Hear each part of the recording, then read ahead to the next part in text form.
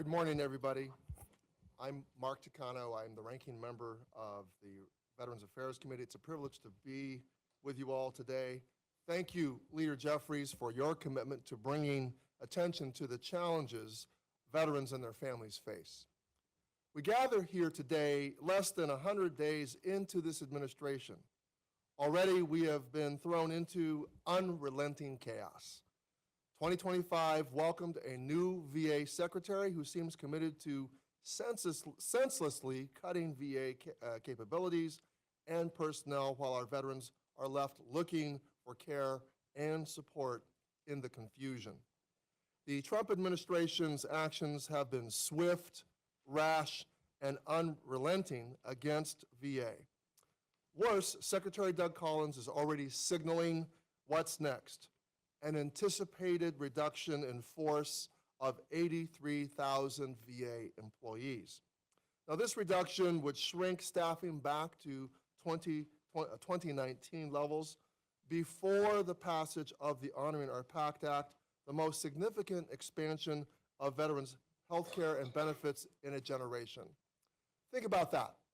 Secretary Collins wants to erase the gains of the PACT Act, a law that has been a resounding success.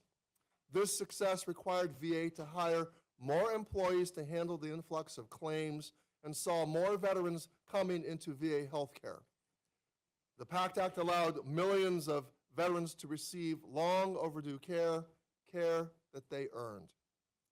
The cuts the Secretary is planning will make the PACT Act ineffective. How can claims be processed and care be delivered if VA isn't adequately staffed or equipped? We never expected the PACT Act to be a one-and-done solution. It focused on covering service members exposed to toxins and hazards abroad and in conflict. But many service members and their families also experience toxic exposure at home. This is why Senator Blumenthal, ranking member of the Senate Committee on Veterans Affairs, and I hosted over 20 veteran service organizations and advocacy groups for a roundtable earlier this week. We discussed toxic exposures that affected service members and their families while they were stationed right here in the United States, in their homes, their bases, and their daily lives. We heard stories about exposure to radiation, fuels, contaminated water, mold, and forever chemicals. We heard from service members diagnosed with cancer together, military parents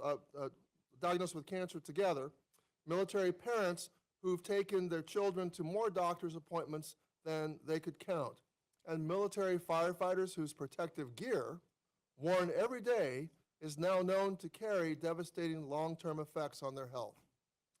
Advocates and members alike left the room with a deeper understanding of the challenges service members and their families face, and an affirmed commitment to expanding their care.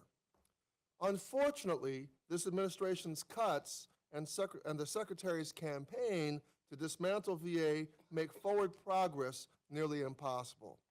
How can we widen the scope of care when they're tearing down the very system veterans rely on? I'm talking about the Veterans Administration. Just last week, VA suffered another devastating cut: the elimination of the Veterans Affairs Servicing Purchase Program, otherwise known as VASP. VASP was created to stop foreclosures for veterans with VA-backed loans, offering critical breathing room to families in financial distress. What VA would do is buy struggling loans, modify the terms, and keep veterans housed. The VASP program had already given 17,000 veterans a lifeline, keeping veterans in their homes. At the time of the cut, 15,000 veterans were in the program, leaving them in limbo. Further, VASP was also set to help 80,000 more veterans. Because of the Republicans' decision, thousands of veterans and thousands more of their family members are facing the uncertainty of foreclosure and worrying about the roof over their heads. Trump's VA pulled the rug out from under veterans at risk of losing their homes gutting a life-saving program without warning or justification. I'm proud to join my Democratic colleagues here today to shine a light on these cuts our veterans have been facing. I look forward to hearing from our veteran panelists today about the challenges and problems they have seen under the Trump administration. As Republicans push tax cuts for the ultra-wealthy and stand by VA while VA is being dismantled, we will continue to fight for our veterans as fiercely as they fought for us. Now let me say this, Democrats in the House are not sitting idly by. We are already working on legislation to statutorily preserve the PACT Act, protect the Toxic Exposure Fund, and shield the VA workforce that delivers these critical benefits.